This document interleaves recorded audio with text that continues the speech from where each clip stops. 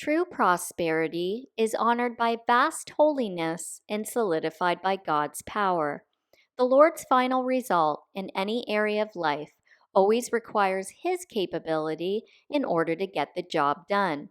His power keeps you alive, allows you to move, redeems your soul, obtains wealth, gives you abilities to heal, and takes you back to heaven one day, just to name a few. Acts 17, verse 28. For in Him we live and move and exist. As some of your own poets have said, we are His offspring. Ephesians 1, verses 7 and 8.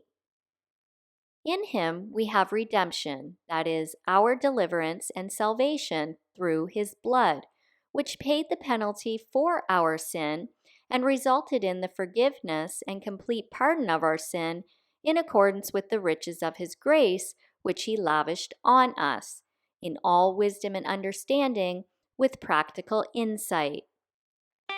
Deuteronomy 8, verse 18. You shall remember the Lord your God, for it is He who gives you power to get wealth, that He may confirm His covenant that He swore to your fathers as it is this day. In order to persevere, you must be able to hear the Lord and lock in agreement with His capacity and vindication of sanctification. In other words, you allow God to take care of you by giving Him permission for the sanctification process. It will make you a disciple of His power. Power to do the right thing, power over dark forces, power to get over a difficult season in life, power to create, the power to love. Basically, the power is what cements the plan or promise. This is exactly why His competency is often not automatic through you.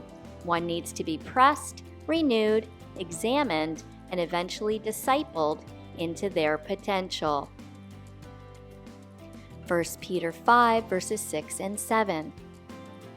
Humble yourselves, therefore, under the mighty hand of God, so that at the proper time He may exalt you, casting all your anxieties on Him, because He cares for you.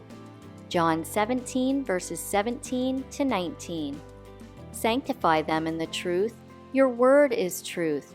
As you sent me into the world, so I have sent them into the world. And for their sake I consecrate myself, that they also may be sanctified in truth. John 8, verses 31 and 32. So Jesus said to the Jews who had believed Him, "If you abide in my word, you are truly my disciples, and you will know the truth, and the truth will set you free." Luke 10, verse 19. I have given you authority to trample on snakes and scorpions, and to overcome all the power of the enemy. Nothing will harm you. Man-made modules will never persona God's power, nor take away His prophetic. The Bible says His power is so evident within creation that you as an onlooker who can clearly see its complexion and essentiality are without excuse for not believing and trusting in God the Creator. Romans 1, verse 20. For ever since the creation of the world, His invisible attributes, His eternal power and divine nature have been clearly seen, being understood through His workmanship, all His creation, the wonderful things that He has made, so that they who fail to believe and trust in Him are without excuse and without defense. We must believe God is power, go through His training, and as we do, the function to necessitate the plan will be made evident.